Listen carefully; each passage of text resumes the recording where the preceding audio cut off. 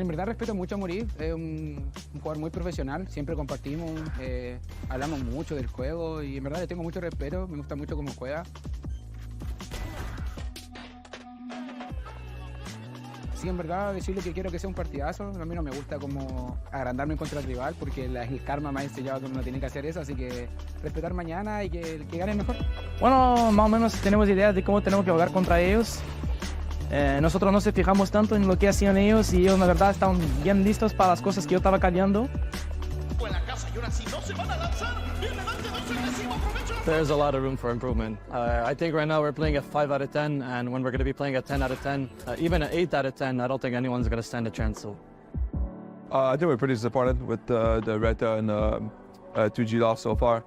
There's not like other ways to say it. We're disappointed, and we would love to play these games again and win it. Então, a 2G é um time que vem muito forte, ela é um time que é muito bom na fase de grupos. E se eu conseguir elevar o meu nível ainda mais, eu acredito que a gente consiga sair dessa má fase.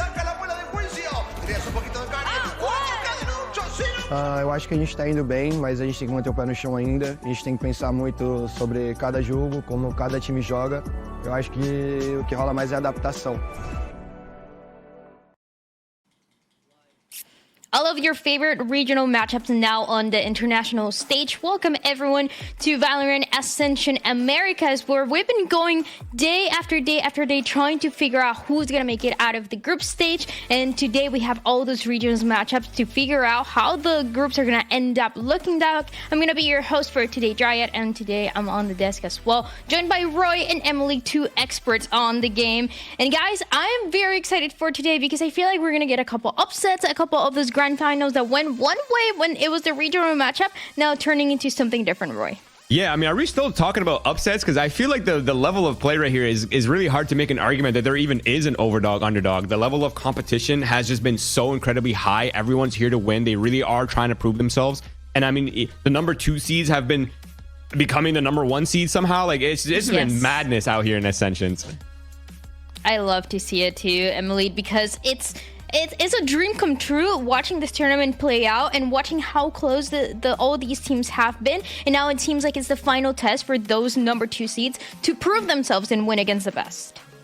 Oh yeah, and today is a really fun day. It's day of revenge, day of the rematches. So we're gonna see 3 of those and see, can the team that lost in their regional playoffs revenge and take the win? And that's what I'm really excited for.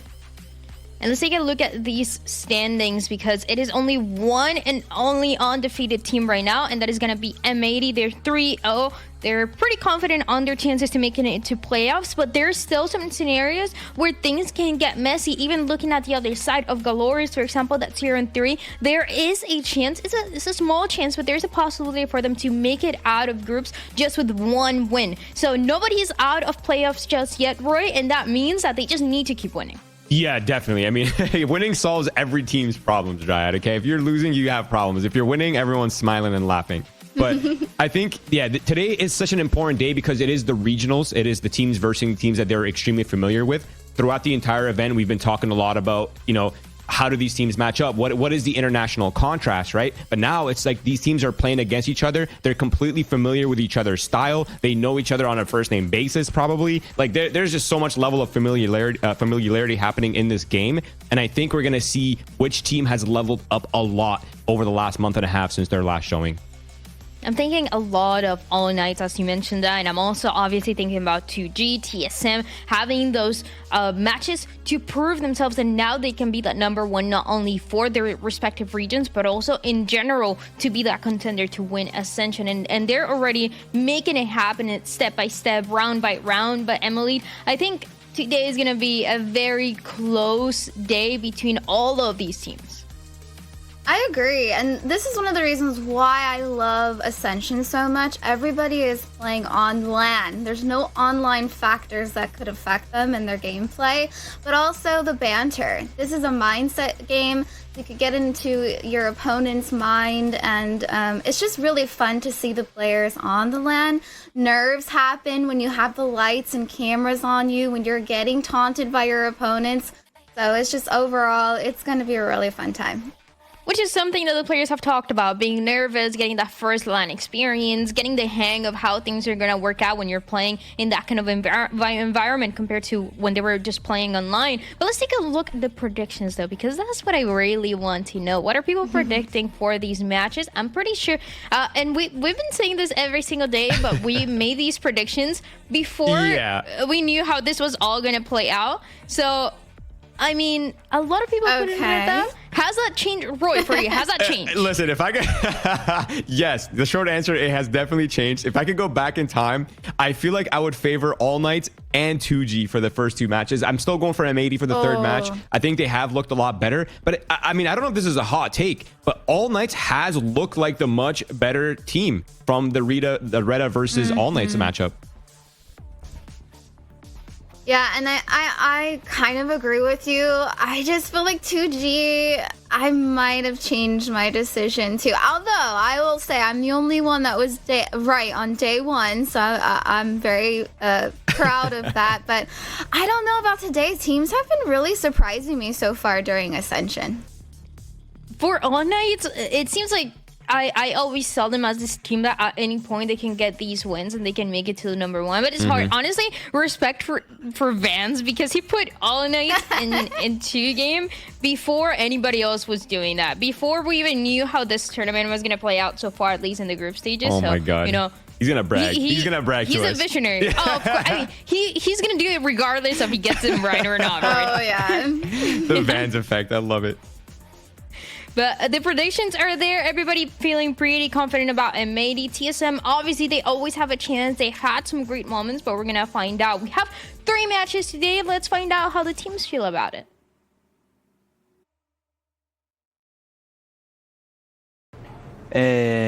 Bueno, yo creo que nos faltó, yo no sé la palabra exacta en español, pero como voy a intentar explicar en una frase que es como jugar más veces en campeonato y ser desafiado en un macro level que es similar al nuestro, yo creo. Bueno, All es un buen equipo, está haciendo buenos partidos y bueno, más o menos tenemos ideas de cómo tenemos que jugar contra ellos, lidiar con Dante, y ahí a partir de ahí las cosas quedan más tranquilas y hacer nuestro juego y era. La verdad yo creo que también el adverso también tuvo un buen trabajo en Latin Finals contra nosotros. Nosotros no se fijamos tanto en lo que hacían ellos y ellos la verdad estaban bien listos para las cosas que yo estaba callando. Y al final salimos con la victoria igual, pero yo quedé por un tiempo pensando y reviendo las fotos y ya me preparé bien para cómo callar para contraer la próxima vez. Bueno, siento que el hecho de entrar tan frío, yo siempre le digo a los chicos que en verdad para jugar estos torneos uno tiene que tener sangre, tiene que gritar, tiene que vivírsela. Y eso es lo que trato de transmitirle. Y después del primer partido yo dije a los chicos, jugamos a medias. Dije que en el AVI entremos con todo, dieron las cosas. En verdad las cosas negativas, llevo 2 años siendo IGL y he tenido mucha experiencia negativa, he perdido clutches importantes, he perdido torneos. Entonces como que siempre soy un jugador que trata de rescatar lo malo, aprendizajes, ¿cachai? Entonces para llegar a momentos clave de alta tensión y de alta presión, poder desenvolverme bien, y los chicos confían mucho en mí y eso es lo que les agradezco un montón. Porque confían en mí en lo que les digo, a pesar de que los reto a veces, siempre es por el bien del equipo y eso es lo que entienden, así que eso me ayuda a manejar mucho los malos momentos. Sí, confío. La verdad, no siento que hayan sido campeón regional, porque en verdad no sentí que jugamos una final, sino que fue como un pose de ASEA al SID. Aunque haya sido un BO5, en verdad fue un torneo súper corto y no podemos demostrar todo. Siento que después de ese partido nosotros nos quedamos tristes. Yo le dije al Sonic que era un partido para aprender. Si al fin y al cabo íbamos ganando 2-0, íbamos arrollando en el ASE, no pudimos cerrarlo. Ya se va denotando ese que no podemos cerrar los mapas y ese es el aprendizaje que tenemos que tener, así que yo quedo tranquilo. La verdad, somos un equipo diferente al que éramos antes, porque toda esa experiencia nos va a traer a hacer un juego diferente ahora. En verdad respeto mucho a Muri, es un jugador muy profesional, siempre compartimos, hablamos mucho del juego y en verdad le tengo mucho respeto, me gusta mucho cómo juega. Se siente a veces un poco su falta de pegue, así, pero en verdad yo creo que más por la confianza, porque cuando amasa juega muy bien. Así que en verdad decirle que quiero que sea un partidazo, a mí no me gusta como agrandarme contra el rival, porque el karma me ha enseñado que uno no tiene que hacer eso, así que respetar mañana y que el que gane es mejor.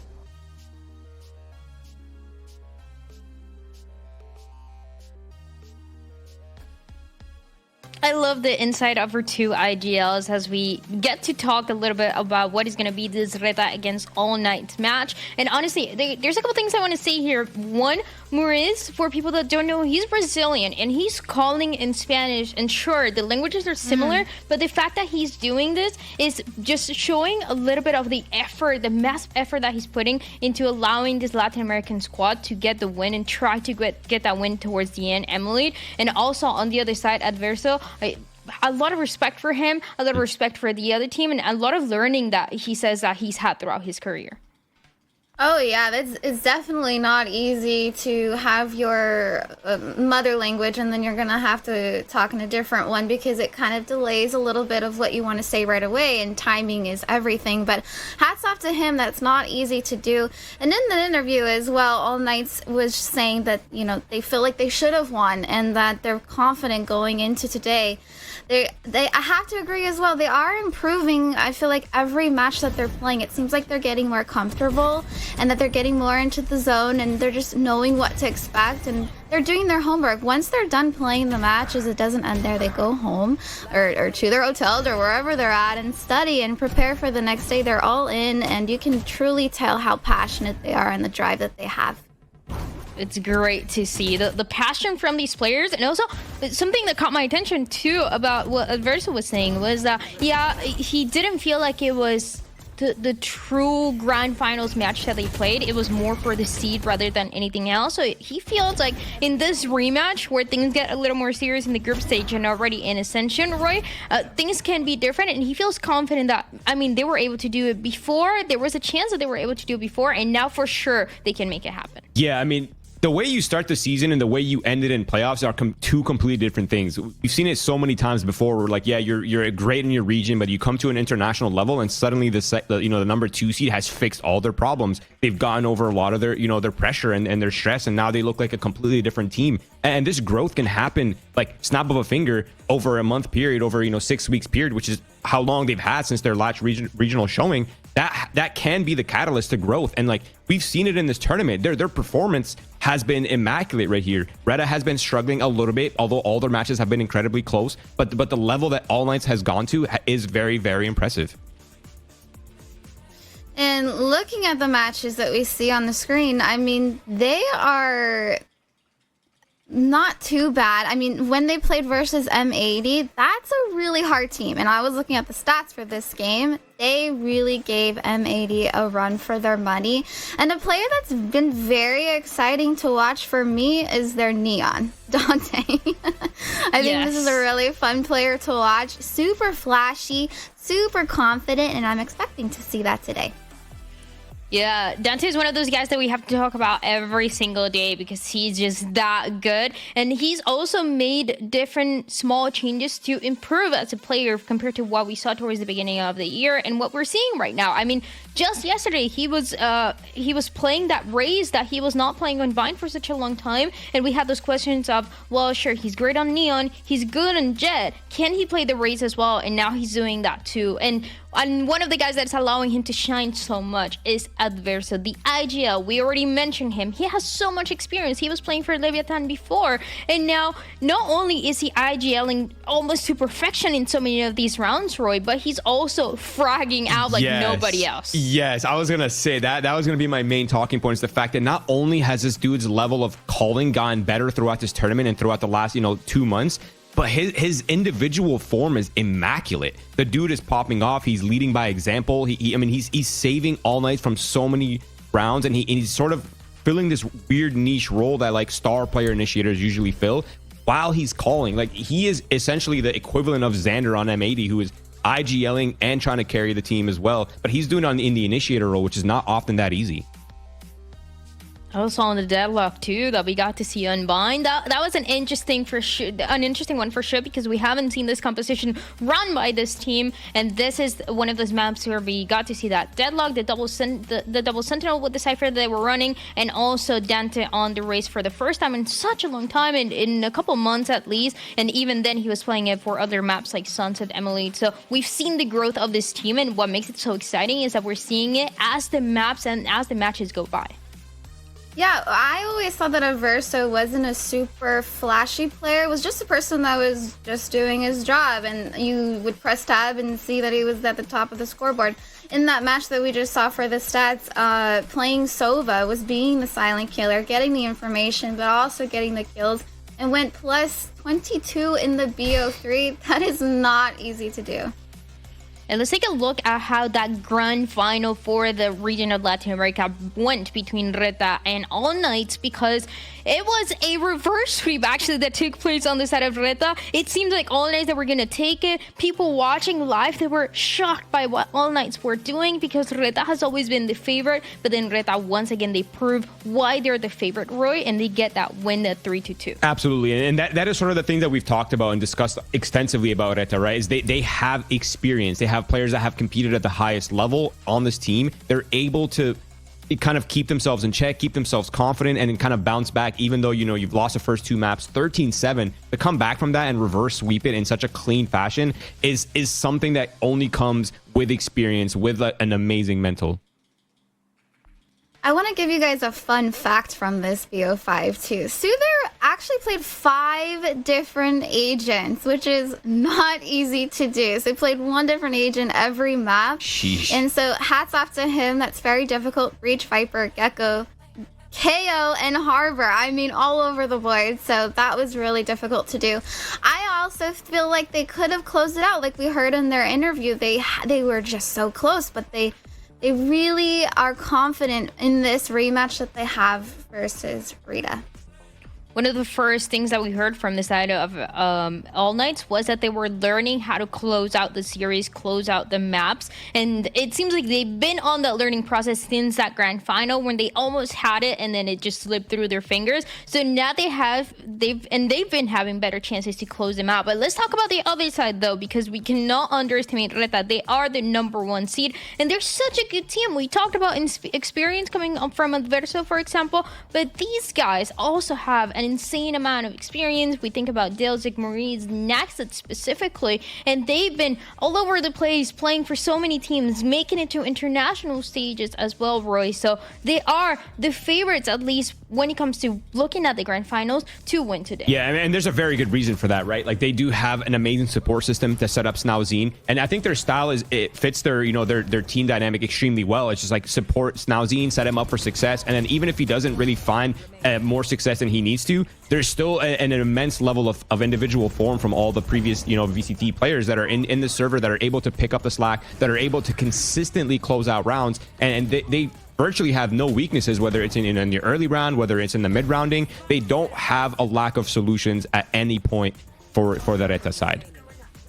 And we talk about the weaknesses, and I would say there is one that everybody has been talking about, and is a little bit of that consistency that we want to see from the side of RETA. Sometimes they look insane, just like that, just like we saw on this map of Lotus against M80. They were winning and winning and winning rounds and understanding their win conditions every single time, but sometimes it seems like they're just not showing up and they're not able to show up throughout the maps, Emily. So that is one of the things that they're going to be able to, or they're going to have to work today.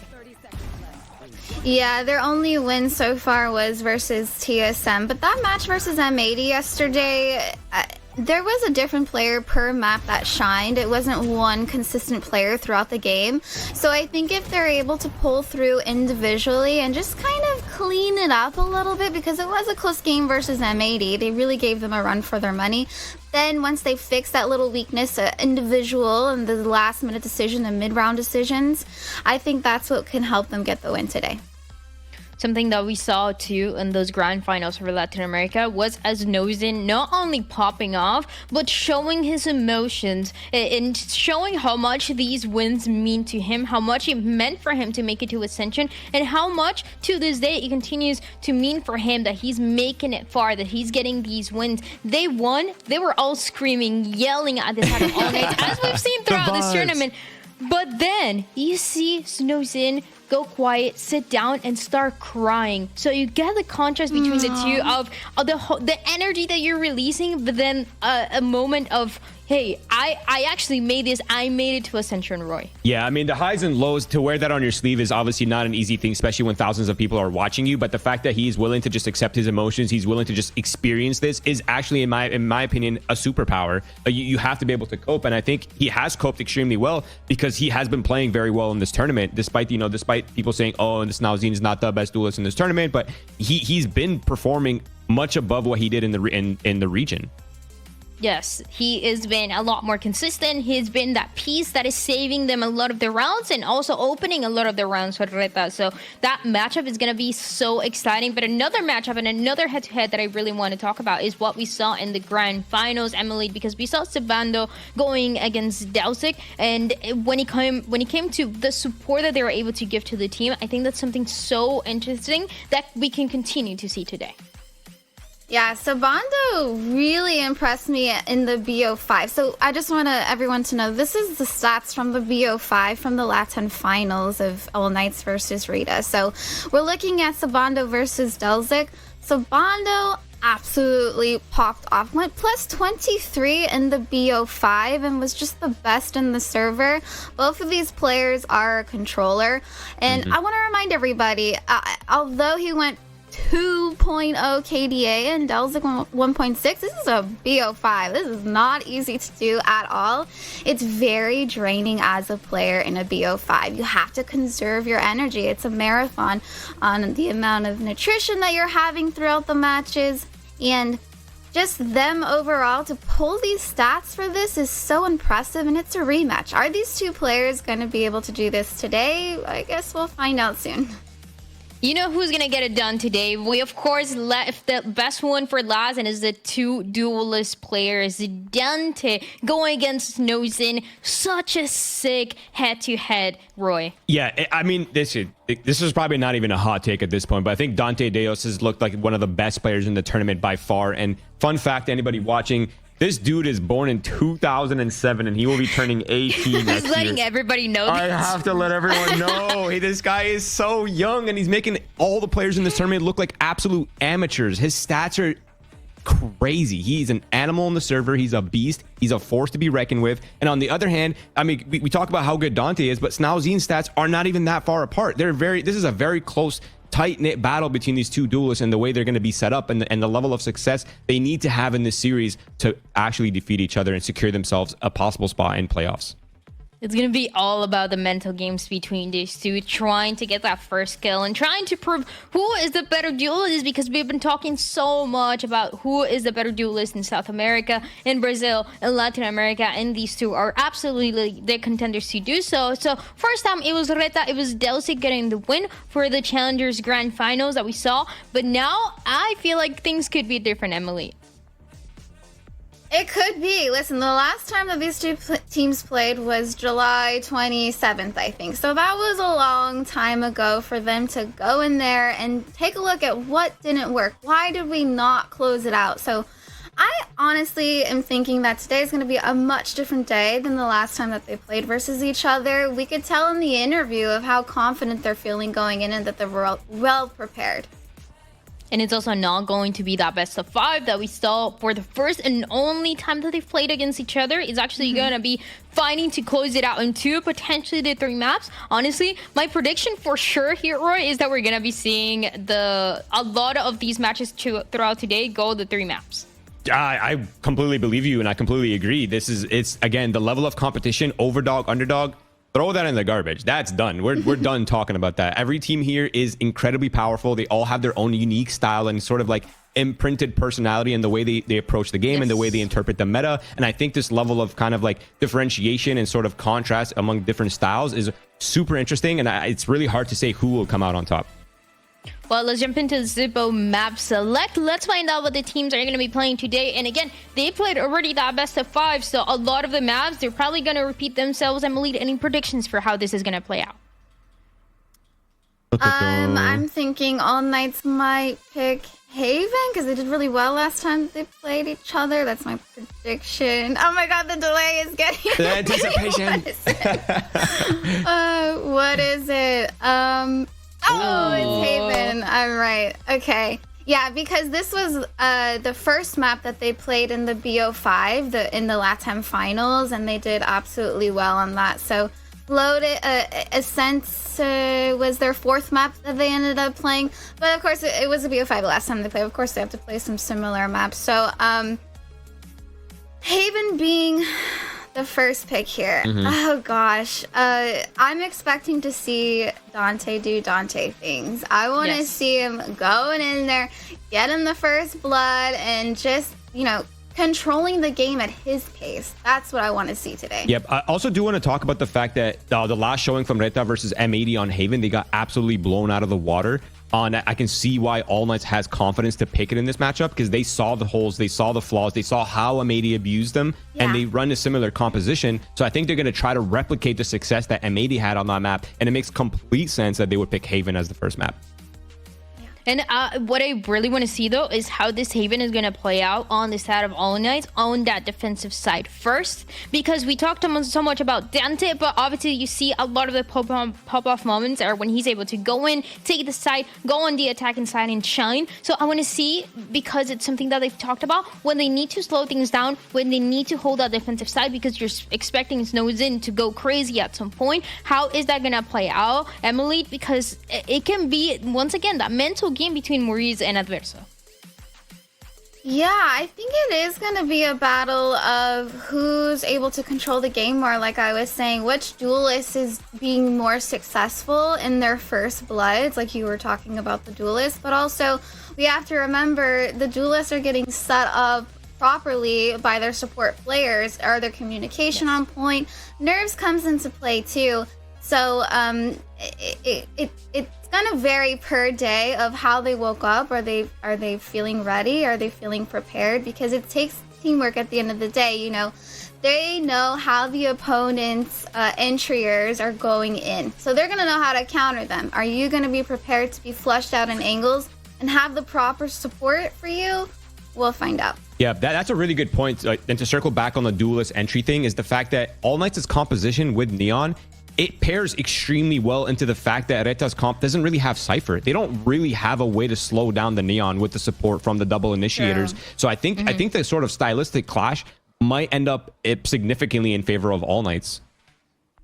Yeah, and I'm thinking about that last map too, the map of Bind, because when we've seen these two teams go against each other, it was back when Nika Machine was playing the race on Bind. So this would be the first time that they would play against each other with this composition. But now it seems like it's time that we walk into the teams on the stage. It is this day 5 of all regional matchups, and we're starting honestly with a banger. All Knights going against RETA, and we talked about the duelists, we talked about the controllers, the IGLs, the support. What do you think are the emotions like, Emily, when you're heading into this matchup that already happened one time? Oh yeah, these walkout moments, I love to watch it, and you guys are joking about it, but it's true. You can feel the vibes, you can see the auras around the players, and just see how in the zone they are.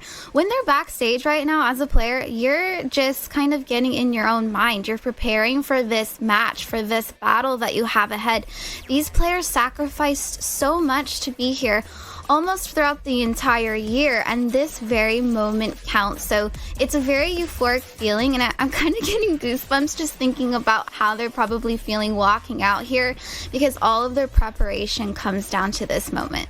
As you said too, going against your friends, the teammates that you've known for such a long time, players that have known each other from the same region that are now in a way separated. The Brazilian players playing for these Latin American squads and fighting and trying to be that best, Roy. So this matchup, it can go either way. It's all about how the teams start and how they're able to keep that momentum until the very end. Right, and making sure that you're keeping your mental in check even when things aren't going your way, right? Because we've seen it in this tournament as well, where like, yeah, you get bodied on the first map, but then in the second two maps you're coming back, right? Like we saw it against the RETA match where they got blown out of the water by M80, and it still went the distance. It still went into like a completely winnable scenario for RETA. So like, even if things don't go your way, you still need to stay locked in. Gotta stay locked in from beginning to end, something that Adverso talked about, in fact, on the side of All Night, saying what we really need is to have that no fear of just going in, to be confident that we can start strong, because he recognizes that has been one of the weaknesses that the team has had inside of the maps and in this series overall. And on the other side, you can expect RETA to be the opposite and start strong. Just as we get this series started, a reminder for everybody that there's a Blacklight giveaway. You can get one of these ultimate gaming chairs if you scan the QR code, and there's also going to be a message pinned in the chat to see how you can win one of those 2 chairs. It can be the white one, it can be the black one. That is going to be up to you. So very, very exciting, just like this matchup is going to be. I want to ask, we already saw the predictions for you two. You had RETA winning. I want to ask for one last time. Is it going to be RETA winning, Roy? No, I'm swapping. I'm jumping ship. Okay. I'm jumping ship. 100%. I'm a Dante believer. I'm number 1 fan. He's born in 2007, June, by the way. He's turning 18 next year. And he's an absolute beast, and I have complete faith in him to continue his level of consistency that he's shown in every single match in this tournament so far. I agree. What about you, Emily? I want to switch, but just because of how they've been playing. But you know what? I'm a loyal person. I'm going to stick with my original pick. You don't gotta have me like that. That's crazy. Okay, gonna stay with RETA for this map. Roy's gonna, or for this match, Roy's gonna swap and go over on the side of All Nights. We'll see what predictions is right. Let's also jump into the Blacklight Agent Select. Let's find out what the teams are gonna be playing here. And there's a difference that we've seen before with the compositions. Is that RETA that is playing this Viper Omen double controller with the Nozen on the Jet, Emily? Yeah, the Snowzine on the Jet is so fun to watch. I mean, so annoying to play against, probably getting picks and all these odd different angles and just being super flashy. But I have to look at All Nights. We have the Dante on the Neon and also Nico Machine on Breach to just be that support and help ensure that Dante's going to go in there and get the space. So this is going to be so fun to watch. I cannot wait. Absolutely. And I also do want to bring one final point in going into this first map. Although RETA did not look amazing in their last matchup versus M80, they were playing against Net, who was one of the pioneers of the Viper meta on that. He was one of the innovators, right? They created some of the utility that RETA was using, so they were incredibly familiar with the style. But now All Nights are going into this matchup, and although, yes, RETA did look weak versus M80, I still think that RETA is much stronger than they might be. There could be some kind of underestimation happening here on the All Night side. Yeah. Well, let's get this regional matchup started between All Nights and RETA. High expectations for both of the teams. Is RETA going to be able to say that they're still the best, or is All Night going to get the win here? Let's find out with Vance and Gompers. Thank you so much, Dryad. Van Silly, the last time we saw Dante play on the Neon, they dropped almost 30 kills. And the last time that All Nights played against RETA on a map like Haven, he almost dropped 25 plus kills. So yeah. I just want to say, this is looking a little scary for me. The team overall for All Nights were dominating on Haven, and Roy was mentioning on the desk, he was saying that it was a hot take. Although All Nights lost to RETA in the reverse sweep by RETA Esports, All Nights looked better. And I have to agree with him, because in that RETA game, they were actually not coordinated in terms of utility, and also All Nights were just so good around Dante. But you're seeing the changes that's coming into today's matches. RETA came into the game versus TSM with a compositional change, bringing out this Viper, and it dominated TSM, who actually went into the All Nights composition because they thought that they'd be able to play the anti against the original composition of RETA. But the reason why this Viper wall is so good is that it blocks so much of that visibility that the Neon and the pressure that the Neon in the Breach could bring towards the A choke. And every single time TSM were trying to fight the defensive side of hitting the A choke, controlling that spot. But if you're hearing all that information with Soother lurking towards that spot, it's easy for them to pivot into a split of a 4-1 against a solo Cypher on site. So there's really nothing that TSM could have done. The change, though, is when you've seen RETA with this composition versus M80, is that Net was actually sending a lot of his utility, and a lot of the information gathering was anchored in towards the A site with passive util, so that the ones that are actually adding pressure for All Knights towards B and C were actually met up by opposition, by Koala Noob with an op, by by trap plays by the rest of M80 towards the B and C cover. So that's something here that probably has to be understood now by All Knights with this change of comp from RETA, and hopefully they could take advantage of that and not be blocked and overthrown by the Viper utility. Yeah, and I mean, all in all, a rematch to the death at this point, trying to prove that most of all, that loss that they had received previously, like you said, they could have been better, and they are better. Yep. So they're going to show that today. Forget the reverse sweep. Forget about what happened in July. We're scrapping that. The past 100%. Is in the past. We're in the present now. This is super exciting. I mean, to see a rematch come into fruition, right? The second time these teams have ever played against each other, and now is the time to get ready, get your popcorn ready, because it is All Knights versus RETA. And you have to think about it, when All Knights come into this tournament for Ascension, they've been dominating so far, and RETA had such a slow start. And this is a great opportunity now for All Knights to show that they deserve that #1 seed against RETA, that they should have won that 3-0 and not get reverse swept. So they do really want to come out strong in this game as they're setting up here for that pressure that we're talking about towards the A side. Look at the reaction they have from RETA. Jump spawning first, but at least for All Knights, it's a walk contact. They're not looking for early utility that's going to give a tell. So right now for RETA, they're going to have to scout around. They're playing towards the spawn. They're trying to wait and listen to where the utility could be coming from. And as you can see it, they haven't heard anything. Let's try to pivot back for a mid control, because we have no information on A side, and that's where the trap play could start happening here towards B as All Knights are rotating back towards that spot. Already caught out too with an early dog moving forward, but they're responding pretty well to the information already given from All Knights right now. They're just waiting, right? The patience is playing well. All Knights, they know what they need to expect playing against this team of RETA, and already starting to get onto the site. They have it. This is dangerous because no actually activated his dash just to get in and get information, so they can't really find more aggressive position. Now you have to play outside the site, and here's the flight down that AK is so good at. See, they just move in onto the site, and all in all, it works out at the end of the day. Southern now left down to the extremity, and their teammate gone, so they know where to look, and it's a perfect takeaway from All Knights to start off this round. And that's been the pain point as well for that regional matchup. Despite RETA having a different composition last time, what really threw them off guard was trying to play on site in post plant positions, and they were just getting over flooded by Dante's stuns, by Nico Machine stuns, and then you know what Dante could do when he's sliding in there. Very accurate, almost like I see instant headshots every time that he swings. So RETA was trying to play into a part where they could plant a little bit better, play the post plant utility, and maybe keep some players inside sight, but they got caught so off guard with the timing here from All Knights, and that's a great pistol round to start things off here. And All Knights getting that 1-0 and getting that economy in. They didn't lose that many players in the process, and now it's time to bring that conditioning. The fault line comes out towards the sewers. The Marshals watching towards long and may think the Neon's there, so they're pivoting back here for RETA to hold back towards the spawn, and we're just waiting again, a stronghold towards the B and C for information.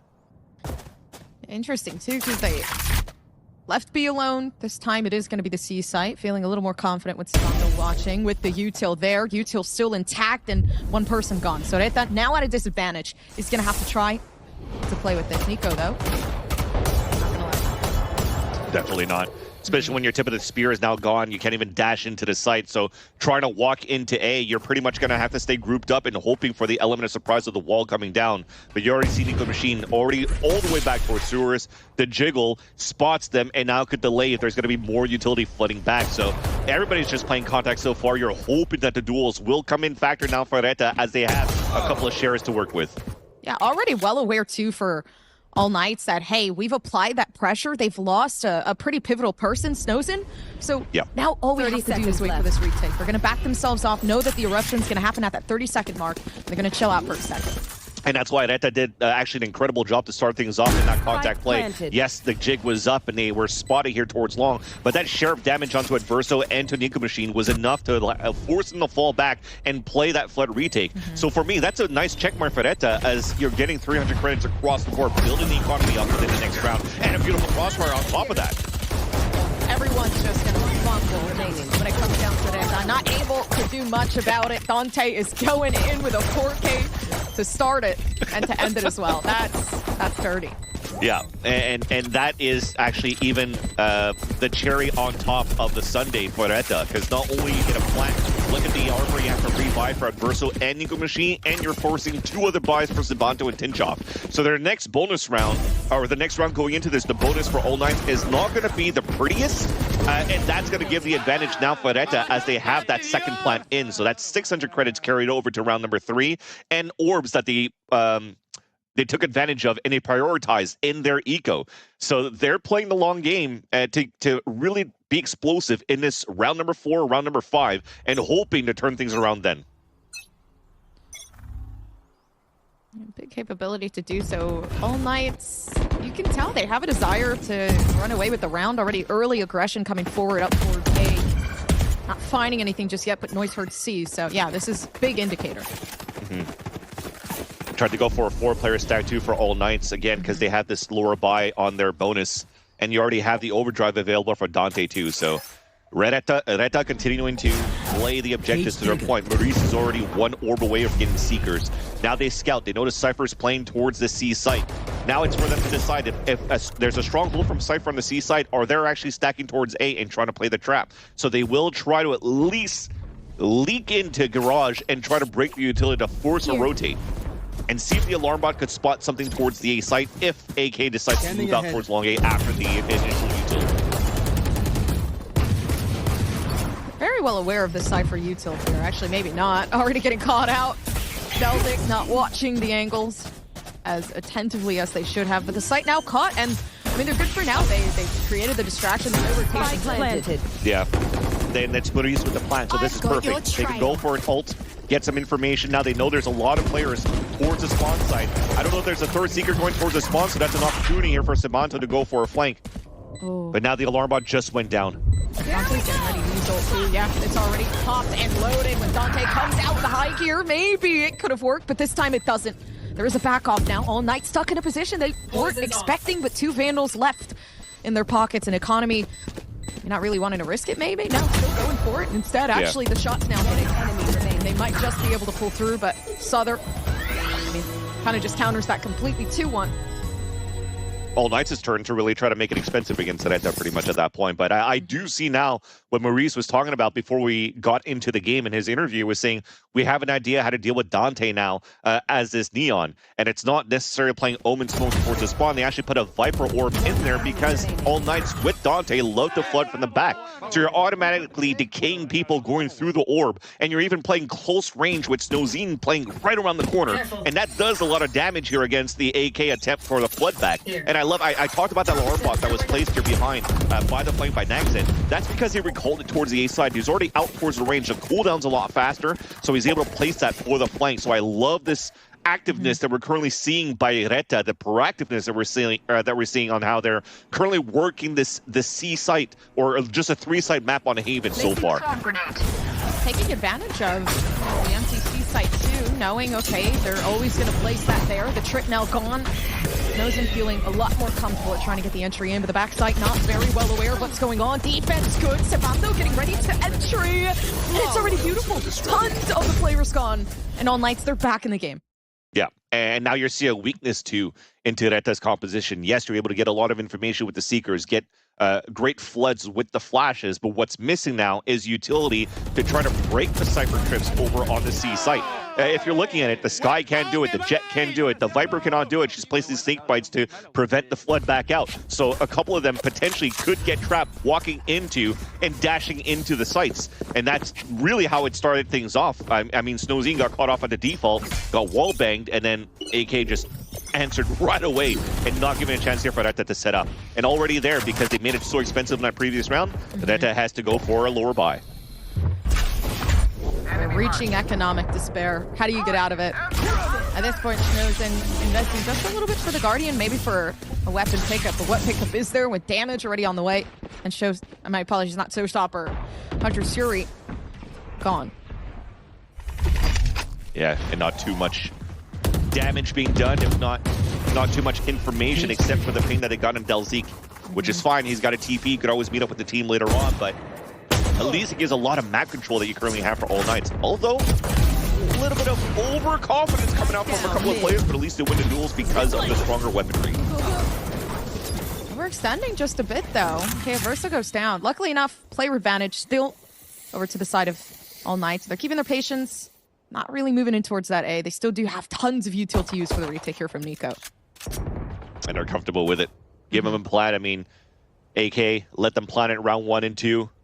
And then also, you know that they're good for these moments on Haven. So it's okay for them to group up, making sure here that Adverso dying, there's not an opportunity for really RETA to set up for a second kill somewhere around that A site to upgrade even more weapons and give here All Knights a chance to go for that retake. But they're a little bit split up, trying to make sure here that there's nobody pushing towards the spawn.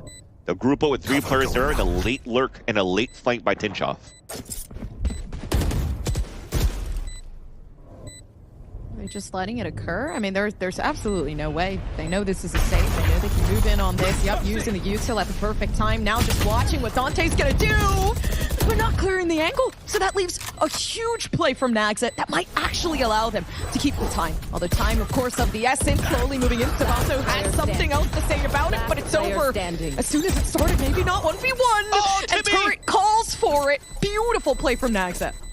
And again, this is practice now by RETA, how to position yourselves in these flood scenarios that All Knights are currently doing, because we've seen that combination before of the fault line, the stun coming through from Dante, and then also the instant slide right into hell as soon as you land.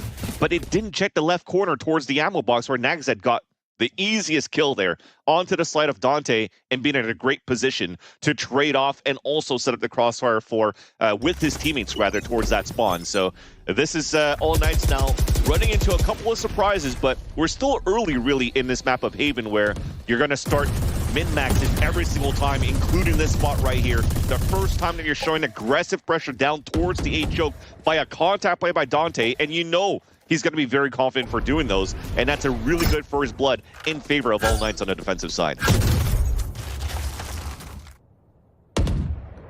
Yeah, simplicity's key, though. All Knights not doing too much this round. They've learned their lesson from the last time, leaving a round that should not have been won by RETA up in their pockets. But Cypher, util now switched over. They have no idea with this eruption what's going to occur. Waiting. Already first coming out. There comes Tinchoff, knowing and listening into the information.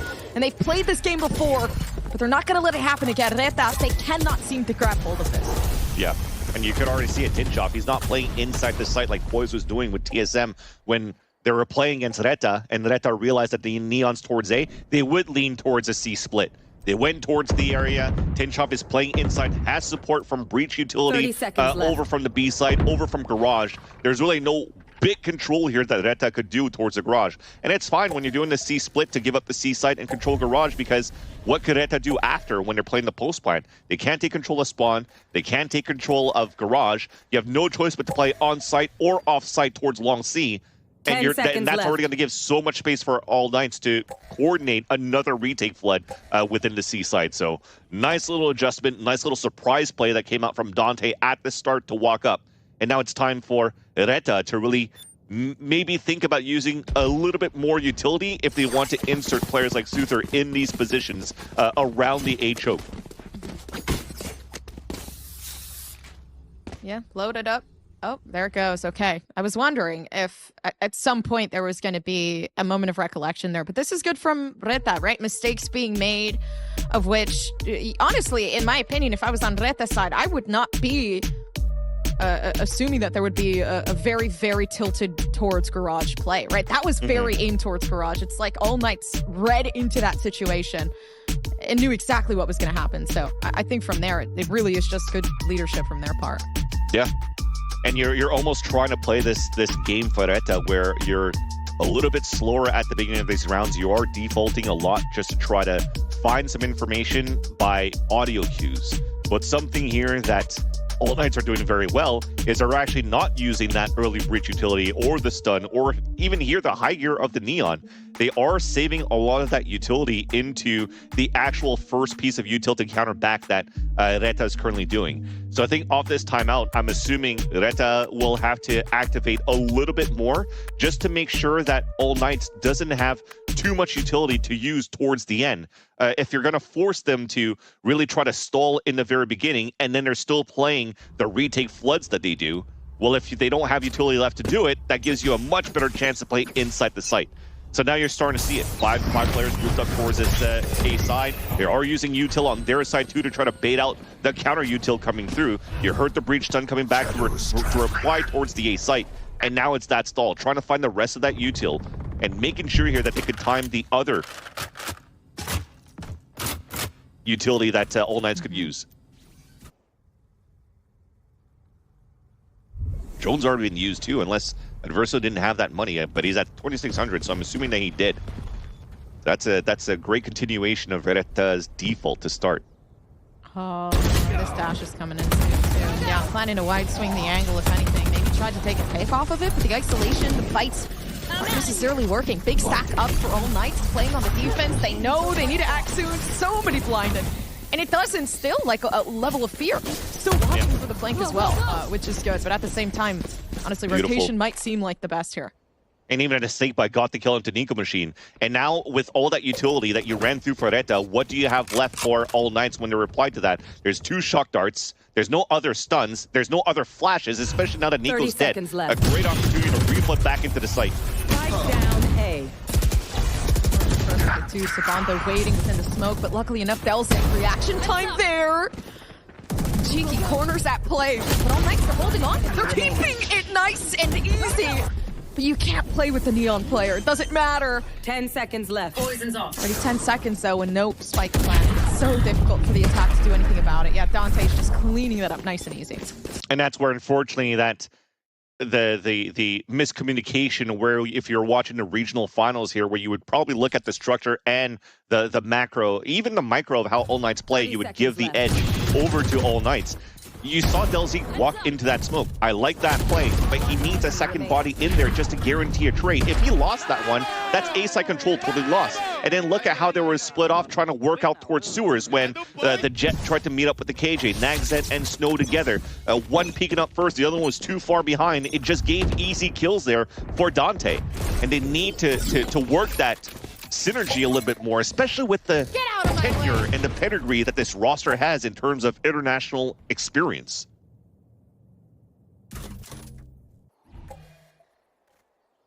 Mid might, honestly, for everyone, just they already have such good information leading towards long there. Yeah, but does get shot down by Snows and cheeky angle, moving towards some sort of victory on A, but of course spike back and off and slow aggression moving down for AK. Great start, because with that pick here, you have Nagzet inserted all the way up towards top B. He's trying to listen to see if he could catch any rotates. And I think right now he hears the high gear of the Neon that went out from the C link. So now that's a weakness towards C or towards the B site. And with a lure by, much easier to plant towards this B site. They're going to group up here and just try to fight for this plant towards that B site, and it's looking really good for them. An open site now, all of All Knights rotated towards the A site, and they don't have the best utility to fight back on the, or to deny the plant. They're getting prepped up to set Dante up for success, which I really do like, knowing there's not a lot of util to play off in terms of what Adverso could have applied. Pinch off, nice first shot, no smokes left available, Duelist goes down, and it's just the entry that works so perfectly. Following in with the Duelist, now Tinchop making a play on their own for that 4K to come in. I forgot, I lied. They do have one piece of utility. It's actually in form of a body. It's Dante going in with the slide and then just breaking ankles once again, going towards the gong for the entry. But all of that couldn't have been started without a triple spray that went from the A choke point into the B site, and unfortunately just caught Soother as soon as we put the pit up. The pit went down, and RETA had the plan to play inside that B site from that pit and set up that crossfire, and making sure that players are being decayed. But when you lose that element so early, everybody is pretty much out in the open, and you're getting caught for sure on how All Knights played that on that retake. So tough luck, tough loss there for RETA, because it looked really good, especially with the first blood that Snowzine just had onto Adversal towards long. So they do have an opportunity there to take control of the A side a little bit more, especially when they don't have that pressure from Dante of All Knights at that A choke. It's just going to continue to get worse from here too, because All Knights... Actually, maybe not Naxat readily available with that lockdown for maybe a life-saving play from RETA. This is the time, if not, to bring themselves back into the top.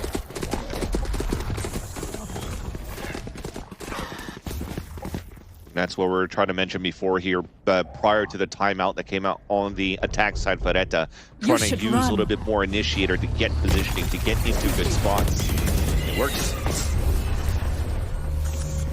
Cover going out. Lockdown now. Not really backing them off enough. If anything, keeping their ground, which is surprising, coming through from AK. Lockdown does catch one. Maybe the bait take it.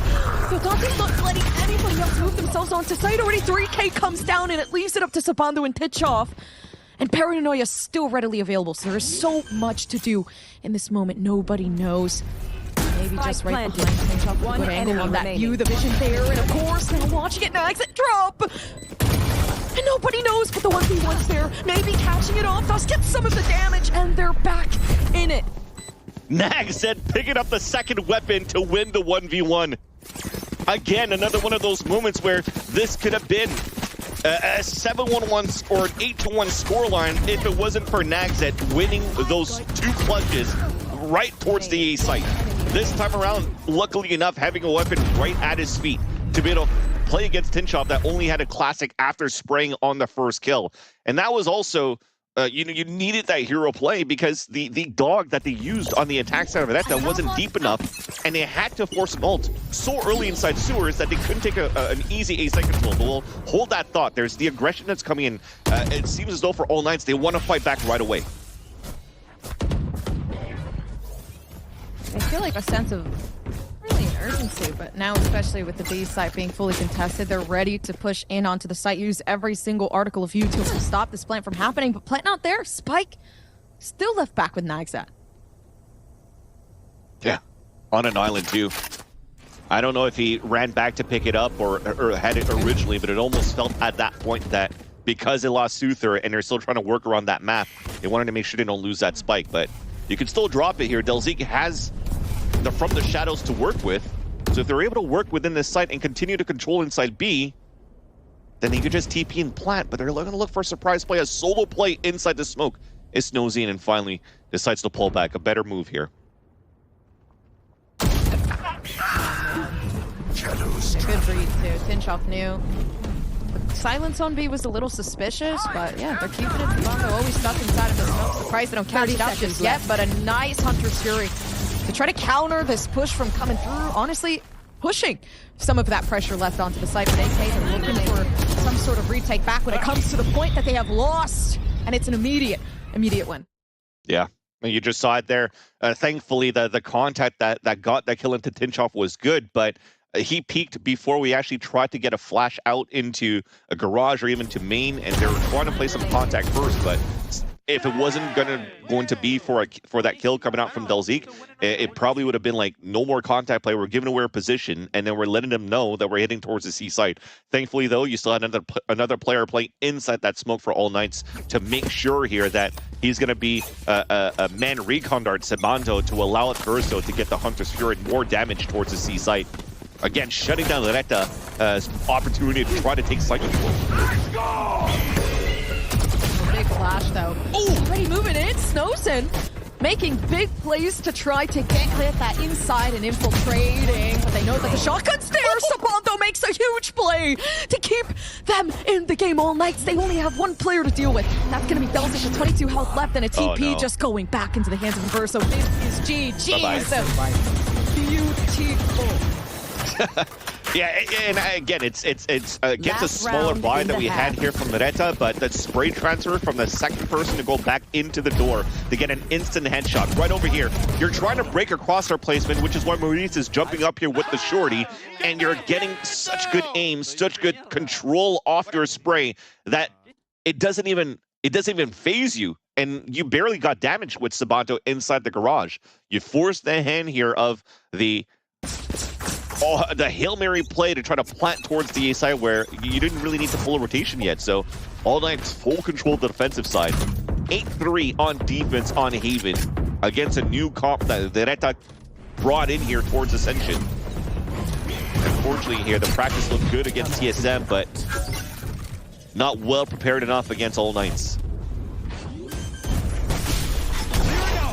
They know what to expect, though. This has been a pretty big repetition. Yes, Noza knowing where exactly this breach play is going to erupt from. So they do counter that, Nice. shut it down. 3K there. Bladestorm now finding itself to try to eliminate the rest down to the extremities, and it's easy. It's as easy as ever for them to take this one. The repetitions work because now they can shut it down.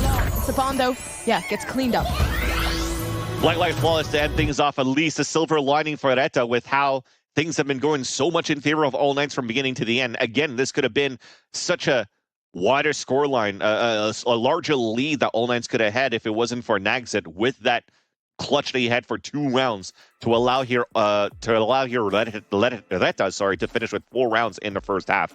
That said, though, that was also something that I was noticing here from watching the attack side of RETA is they only had that Viper Wall from Suther controlling the A choke into the A link every single time, and they did that against M82. So if you're actually not trying to pivot the wall a little bit more to try to leverage it for post-plant utility, for example, too, or try to split a site if you're trying to do a huge pop towards C, then your tell's a little bit there on how you're defaulting around the map on the A side, and All Knights seem to have a comfortable understanding of how this comp was being played here, how even just RETA was using this comp on Haven. So nice little chess match between both of the IGLs, Adverso and Maurice also, because you remember Adverso was mentioning in his interview before we started this game that he gave a lot of respect to Maurice and they talk about the game a lot together. So there is definitely going to be a little bit of free flow and understanding of different of each other's play style that they could actually even ante on the fly if they could. And so far, it's Adverso's win. I think for RETA to kind of come to this moment, it feels a little too late. They've read into the repetitions of All Knights. Now we're moving on to the attack. Last time they played against RETA, the attacking side honestly looked better. And I mean, I feel like that's pretty obvious with a Neon and a Breach working very, very well in cohesion, and Sabando making these very clear-cut plays as the Omen. I feel like it really just works in favor of All Knights moving forward, and unless RETA has something to say about it, I mean, you never know. That we have seen some sort of kickoff coming from Snowzen. So I feel like, okay, pickup could come through here. There could be a little bit more play on the defense with Southern now being able to play into that Breach role a little bit more, but I don't know, quite difficult to be in a position like this going 8-4, and this is the first map, so any more coming through from All Knights, and it could be mental game from there. For sure. And even RETA and how they're playing the defensive side here with Suther changing that role into a Viper, they're doing a lot of defensive C walls that cuts off and splits off the site from C over to garage, just to really try to allow for you to fight towards that back of the C site, not really allowing Dante to get too much control or any Neon to get too much control if they're going to try to slide through the C site for information. You see now, at least for the pistol round, it's changed a bit. The wall changes on an aggressive side over towards C and allowing you to retake a little bit more here towards the garage and the B site, should your B site be a little bit weaker. So information with the turret, a strong side lean, and a hold towards the A site, and you're playing for information high ground from Snowzine with the Ghost off the Alarm Bot and Nanoswarm. Pushing a play, though, already early off on the rip. Dante wants to play the Neon game, wants to get in, wants to get their hands dirty. I don't think that's going to be easy, though. Man, the crystal cut clears are insane coming through from Nico today. It's like every single angle they read into it, and they allow everybody else to thrive. But of course, they're not pushing just yet. They know their limits, their boundaries, waiting for the util to be baited out. That is so hard. Now there's no smoke to play inside that site because Delzeek's already dead. An opportunity now for All Knights to fight back, but now they're actually playing the aim battle instead. And it's going back and forth. risky play to play into that 1v1. I mean, they're isolating fights nicely, but at the same time, they're not holding on. The Slayers go taken into the 1v1. Two players already watching to Dante. But look, I mean, they could afford this fight. Gosh, it works out just like that. Turning it back around to see if they can clutch, but Naxit's there in time. Thank God that Naxit's there once again for RETA to be able to at least trade it off, because that would have been dangerous so far. And as I was trying to say here, every single one of these players not really coordinated on anchoring the site or trying to entry in. They're jump spotting, trying to go for 1v1s instead of just maybe being having an extra body with them just to guarantee a trade. And it, of course, gives an advantage here for the defensive side when you're peeking 1-by-1. And on the defensive side, at least when it comes down to being pushed in, they had that crossfire setup for RETA overall. So that's it. Second round, Shock Darts trying to break the utility towards the front of the B side. Unfortunately, though, the Alarm Bot and Nanoswarm are actually not on that side. It's a turret on the top, Nanoswarm on the right, but it's a Neon sliding in. Yeah, reading into the placement. Nice from RETA, but defense already getting taken down first couple seconds. No weapon pickup, though. Can't seem to afford it just yet as they need to move in. Moving themselves outward, which is odd. Moving towards here instead. Now already getting caught out by the position here. RETA can't really care at this point. Already going 6-8, so feels good.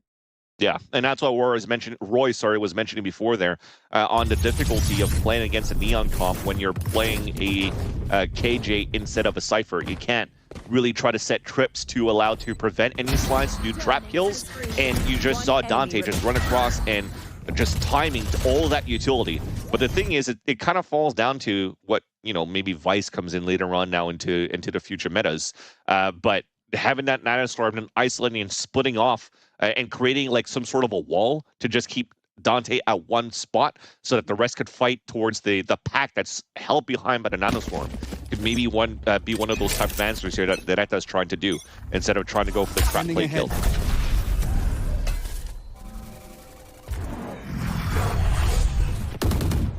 A TP to run away from the situation pretty quickly, but I do like the outlaw play. How well is that going to work with B? Not too much attention directed towards there. Instead, drone listened in, so you already know. Scout destroyed. You're seeing like how RETA is currently playing with this Omen is setting these one-ways on the defensive side too, so that Naxit could actually spot feet at the very beginning as well, playing close range with the Spectre. So off turret now when the smoke's gone, a paranoia set up for that as well. But the timing's not the best. They have 3 players instead working towards long for all nights. But they decide to pull back. A bit ready for it. It's just a body shot. That's all they're thinking about. Maybe another one as well. But here it comes. Yeah, backing themselves off. Not getting too preoccupied with the B side. There's no need. I mean, there's util there to initiate. They have tons and tons of 30 to retake here. And of course, it's not ideal, but it is the best play not to lose the player right now. Yeah, and that's just one shock dart that really pushed Snowzine away from the line of the outlaw from the B site to A. Maurice is anchored alone towards the C site. No sky utility, so they couldn't play with any information. So great opportunity now for all nine to play, turtled up, all grouped up together outside of B. Just watch that spike. But can they do it? Pinch off. When you see a smoke there, it starts to get scary. Next, it's like, hey, yeah, I'm definitely not peeking this one. It's hard making those decisions, but of course, it works out in the end. Calls aren't made quick enough. And it leaves RETA with another one, a 3 already starting off in this half. That is a great start there to win that bonus for RETA. Already coming with the comeback on the defensive side. Surprisingly enough here with how All Knights have been doing so good entering these waves, but that battle you're talking about where Naxit didn't want to go into the smoke yet. Sabanto only had 37 HP trying to hold with a Vandal. And what they just kind of did was Maurice is making sure here that nobody's going to take garage control, so nobody could flip the map from the B site A-Link to the C-Link. He gives his position away and then just holds into the garage so that players can be focused on him. And then you get the retake coming back from both the A-Link and the spawn at the same time. And that's the issue as well here when you're playing outside of the site. You kind of want to play post-plant utility, especially if you have some available left here on the buy that you have for all nights. So as you're playing outside of that, now you're focusing on players peeking out and you're focusing to fight. You're forgetting now the objective to play the post-plant, and you just get surprised here by the nice little Spectre flood that came through here from RETA. They were not expecting this turnaround. I feel like it's super unlucky too with that third round already in. Like, okay, 2 in a row in the pistol round, it's forgivable. But at this point, they pretty much fumbled the back for this round. And the next one could be their saving grace. But economy is not looking good. Exactly. At this point, point, to come down to that. Yeah, like maybe loading up on at this point, orbs aren't going to be easy to get in the defense, but more so giving some attention towards somebody who could save the round next game. Dante, maybe. At least you get a plat. So with this timeout, the discussion is around, of course, the next gun round that they have. You talked about the objectives. It doesn't seem like right now for all nights they want to go for any orbs. With this stinger buy that you have, this screams a B rush for me, or break you tilt towards B and pivot back towards the garage. Just hoping to get a plant and hoping to cause some rotates over. But there's a strong side lean on the defensive side from KG Utility and bodies now towards the C site. Okay, Dante go kill is the play, I guess, this game. That's so interesting. They just moved from B, going over towards C. I'm assuming that was more so an information play on Dante's part, because there's no way he's getting out of there alive. But spike down B. Way, that's a read. Yeah. It's just a read too from RETA, because this is also not the first time that you've seen All Knights try to push from a B to C link. They've done this in regional play against RETA themselves on this map of Haven, which is why now coming out of the timeout, the strong lead that you have towards C, the alarm bot and turret is like, okay, they're going for it. Dante's already running through. The crossfire is already set up. There's a snake bite on the ground. There's an orb towards front C, so people get decayed again. The util is very good here for RETA to really just eat the flashes coming out here from the attack side, especially the one that came out from Sabanto. But you have so many bodies in util that allows for you to just get the everybody down and only losing one player in the process here with Suther. Very nicely done, and already we have a tied game in the second half, thanks to beautiful displays of defense from the RETA so far. All right, this could be it though. Depending on how, I guess, they want to play this. They definitely were looking for a shutdown at this point. Ending the round quickly, coming into the next one. And this is the moment, right? Put your full focus and attention. We do have the Hunter's Fury. That could work. The idea could have been so good, too, for All Knights if actually Nico Machine met up with them to set up a fault line to concuss in that line to allow Neon to come through. But he was a little bit off here towards the A side to start. They're giving that lurk capability, maybe to tinch off instead, but we'll think about it later on. A very early Seekers coming out on the defensive side from Maurice. But we are committing towards an A side hit. They shut so much down.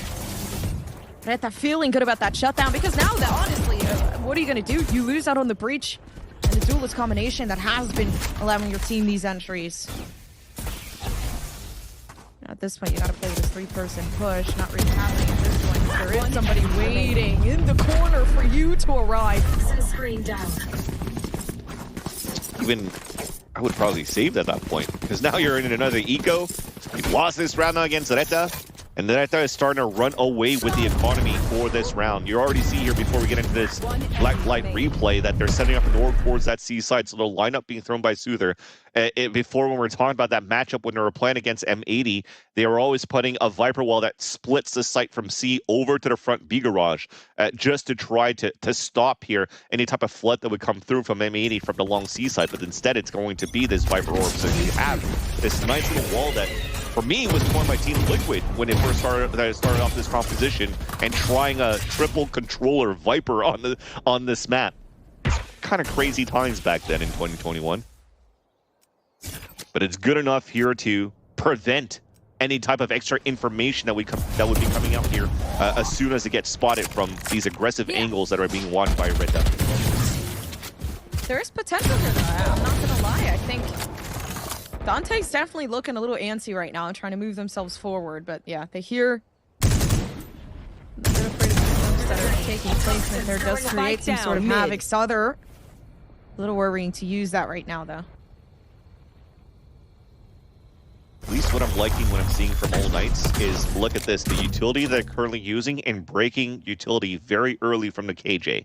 If they're doing this in gun rounds and they could force rotates, this would be looking pretty good. And as I say that, there was a little bit of an overcommitment by Snow towards the HO. Oh, and a big push up. This is good. Dante collects some of the weapons here for people. Yeah, is going to drop 30 seconds him, left. although with the ultimate now. Spike planted. Slowly making its way down. 3v3, no player advantage just yet, but Souther does have that Viper spit. Not going to use it. Instead, Nico Machine actually getting prepped maybe for an ultimate run. Oh, this is so good. Oh, the timing on that one, though. That's going to hurt. Actually, Sabato not seeing this. Both players are not activating towards the spawn. They're going to get killed. Oh, and the smoke goes down. This is so dire.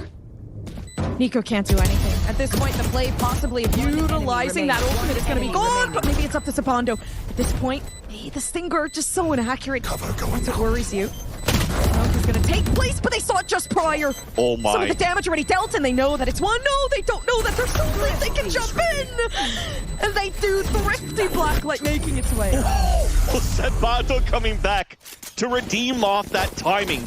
It could have been a costly mistake there if they actually did get that kill onto him. They did lose those players within that site. You talked about that Rolling Thunder getting ready towards that spawn. And they didn't want to use it yet because they knew technically the flank was being watched here by Sabato.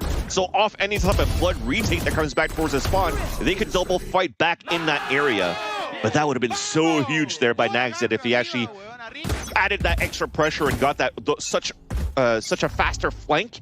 That really wouldn't have given a chance for Sabanto to set up on that 1v1, but nice redemption. Back to a 9-9 scoreline. It's tied up and not necessarily a swing round coming through. The economy is still so good for RETA.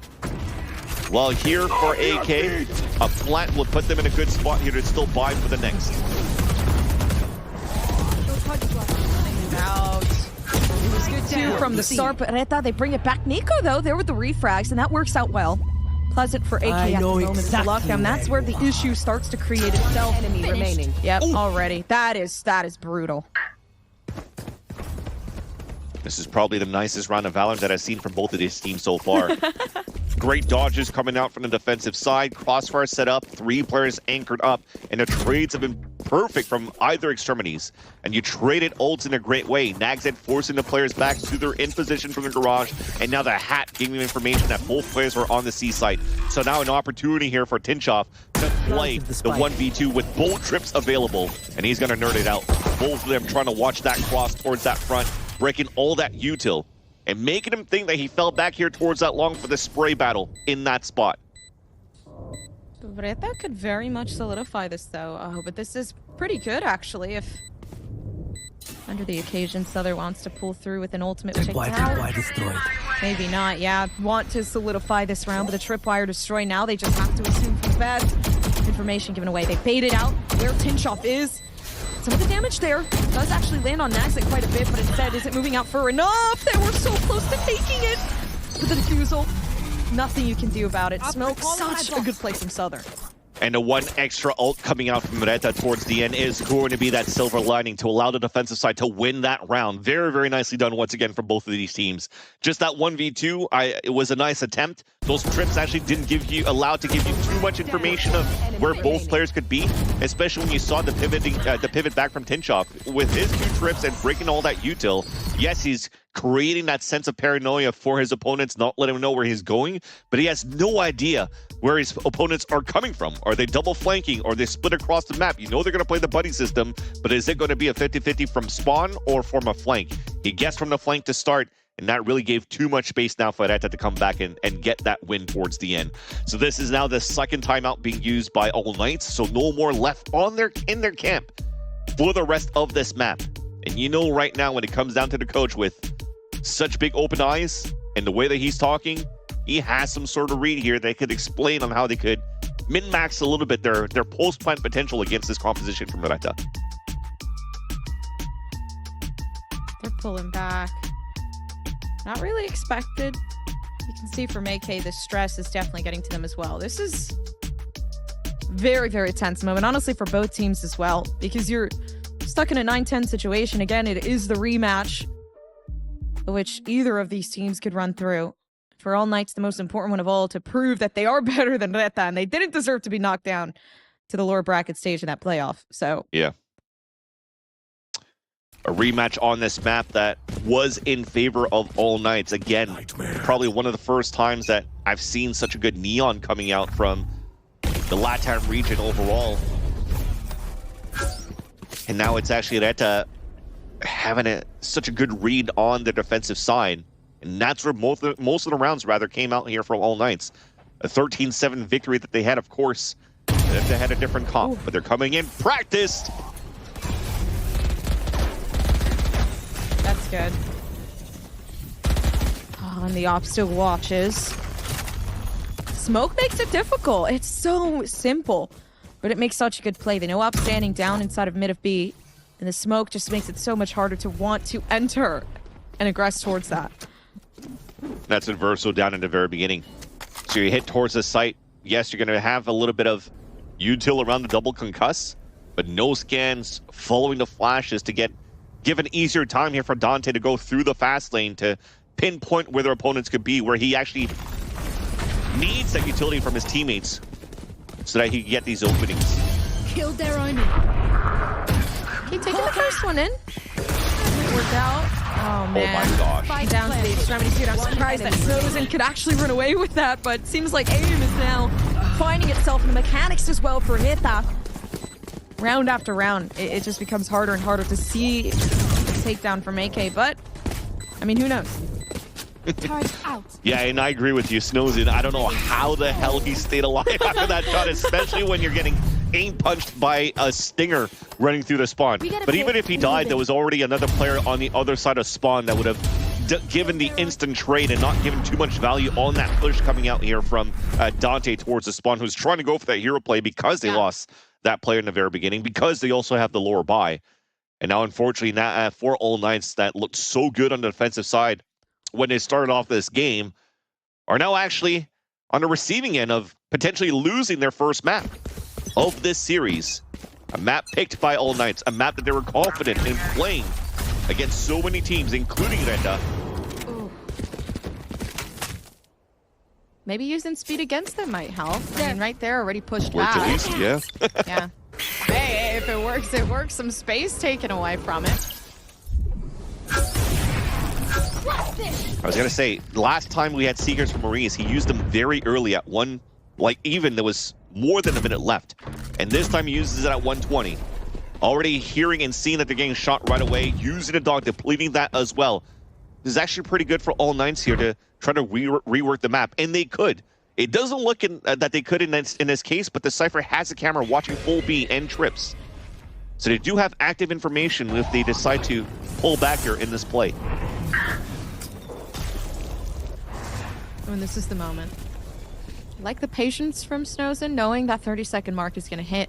Maybe the eruption as well. Prep that, you can see Dante ready to run it down, and already there it goes, but the Blade Storms comes out. And the op isn't going to be too much of an issue right now in this moment. Maurice is there to help out with the situation, and RETA, they finally control whatever's going on in the site. And it becomes so much harder to get past Snozen. Wow. This is actually the first time that I'm seeing a composition that's supposed to be so active and oppressive for All Knights playing so passively this time around. Yes, you're trying to cycle utility and fight back within the site. The second wave came through, and it was stopped right away by one single wall that was pulled up here by Soother. And then they tried to go for a third hit, but remember a couple of rounds ago, that first round that they were playing on the defensive side, I was talking about Delzeek dying early, and there's no smoke that they could play within that site. Well, now that he stays alive, it adds that extra obstacle by the sewers in default where RETA could continue to anchor in that spot. There's nothing really here that All Knights could do. And now facing a map loss. Convincing defensive side from both of these teams, but RETA looking much cleaner from their regional match, from their debut game in Ascension, and looking to show and also looking to prove here that they actually do deserve this #1 seed from LATAM, and it wasn't pure luck getting the reverse sweep against All Knights. Droning it down. Oh my gosh, it's like it's like a horror movie. Where did that come from? Oh my gosh, and still missing out on the shot. Okay, this is potential here. A jump scare from Dante. And now possible push up. No, they back off. They have some mid control. And that's what I wanted to see more, right? They're leveraging Dante to pull out some rotates so they can try to activate a little bit else, somewhere else, sorry, around the map. But a little bit too quick by Sabanto. Gets caught. Now there's no smoke for the execute. Hail Mary playing out towards this B site. Oh my god, it's on microwave. Down. Ult is ready. Adverso, what are you going to do when it's not going to work? Is it possible ace coming out? I mean, never mind. I literally jinxed the moment that walkthrough happened. Adverso's gone, and so is any potential to win this entire game. So it is going to Haven for the side of RETA, and that's a surprise. Last time, I do believe it was RETA that lost, so they were coming for blood here.